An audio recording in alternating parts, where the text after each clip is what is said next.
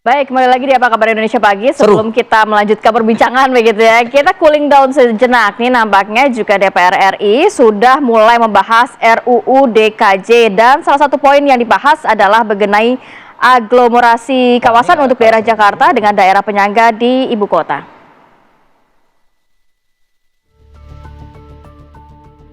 Rancangan Undang-Undang tentang Daerah Khusus Jakarta atau RUU DKJ mulai dibahas di Badan Legislasi Baleg DPR RI. Sebelumnya, dalam rapat panja RUU DKJ disepakati antara DPR dan pemerintah bahwa Dewan Aglomerasi akan ditunjuk langsung Presiden.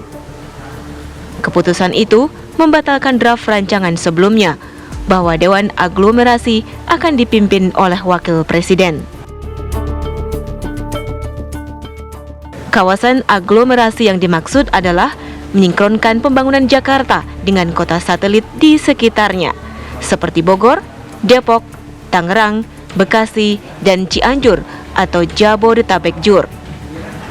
Menteri Dalam Negeri Tito Karnavian menyebut Jakarta menjadi kawasan aglomerasi karena merupakan kawasan yang satu kesatuan dengan daerah-daerah lain di sekitarnya.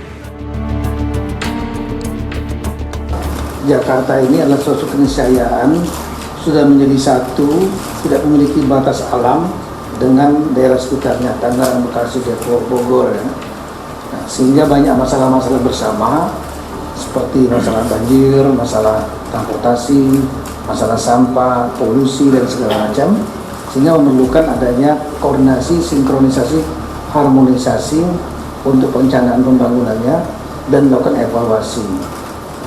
Jangan bergerak sendiri-sendiri. Kemudian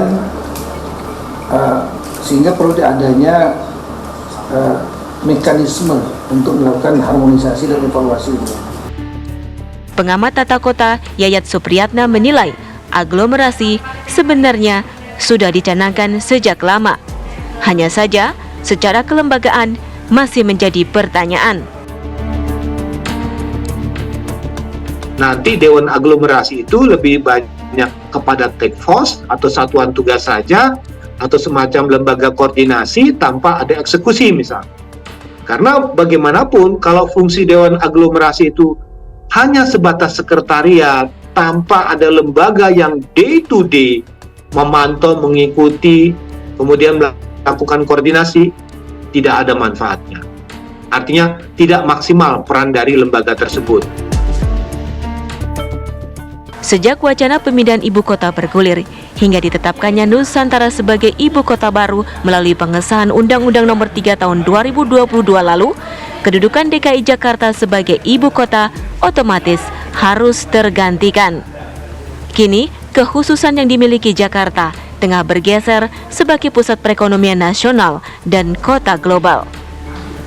Rencananya, status baru Jakarta ini akan disahkan pada rapat paripurna di akhir masa sidang 4 tahun 2023-2024 atau awal April 2024. Tim TV One mengabarkan.